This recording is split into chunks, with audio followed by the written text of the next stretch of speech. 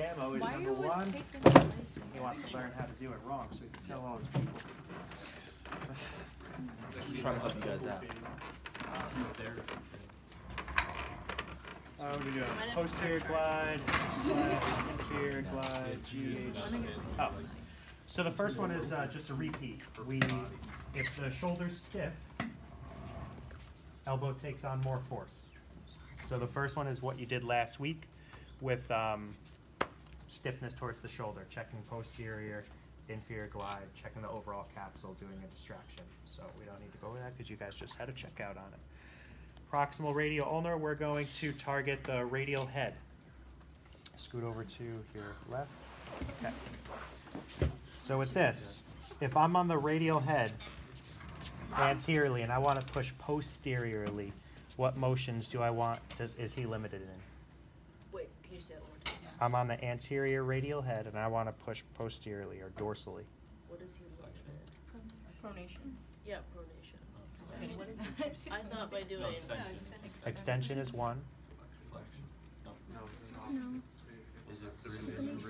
Supination. So me as it's all right, we got there. So me pushing this posteriorly or dorsally, I'm trying to improve extension of the elbow or supination. So when I assess it, this is where we're going to learn how to do a skin swoop. So this is, if he has, you know, meaty tissue here, right? Has some forearms, good stuff.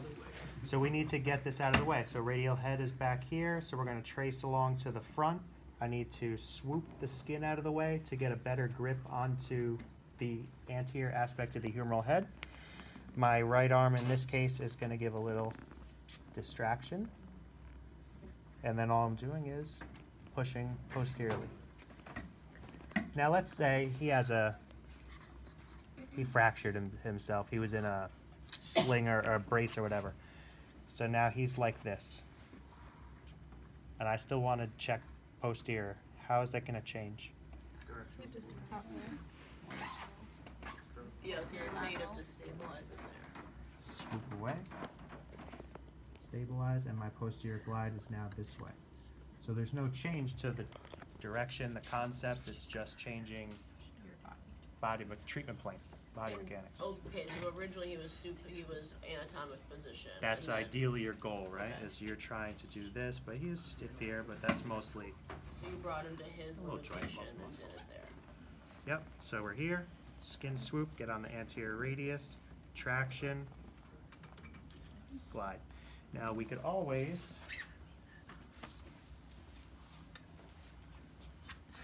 do. I'll hold that for you.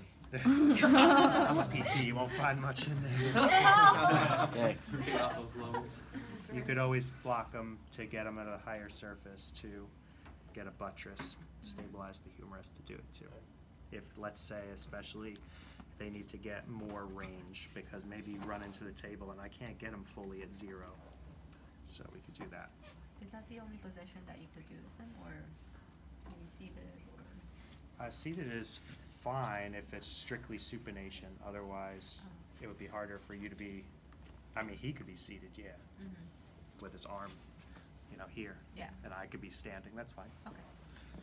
All right, so that's posterior. That's extension and that's supination. Then we have flexion. So now we're going to get on the posterior radial head, and now we want to push anterior. So this is for flexion and Pronation. okay. So we start in this nice neutral position. You relax. Good. We get on the radial head, and now we're just using our thenar eminence. And when I'm in this position, I can just give a little bit of a distraction, and then I can push. Just that's the radius. I'm just pushing in this direction. When we get to interventions, if we want to change that,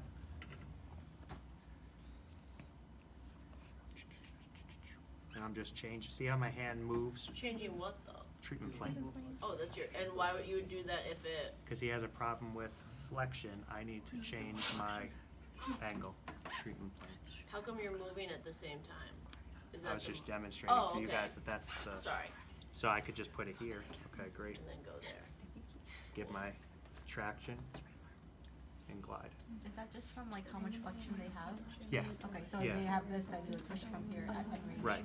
Most commonly, we have problems with this and with this. We usually have less problems with this and this. Okay.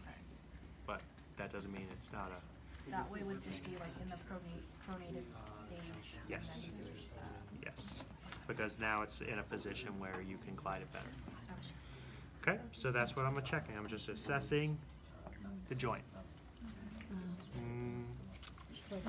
So that's posterior, that's anterior, so that's flexion, extension, supination, pronation, and flexion. Distractions. You could do distractions the same long axis versus short axis. So long axis, proximal and distal. Stabilize the ulna. I usually swoop away some skin to grab onto the ulna. Swoop away some skin, grab onto the radius, pick up slack in the shoulder, and I keep my right hand here, and I'm just gonna distract my left hand or the radius away, because that's more mobile than the ulna. And that's long axis. That's long axis, radial ulnar, and you could do distally as well.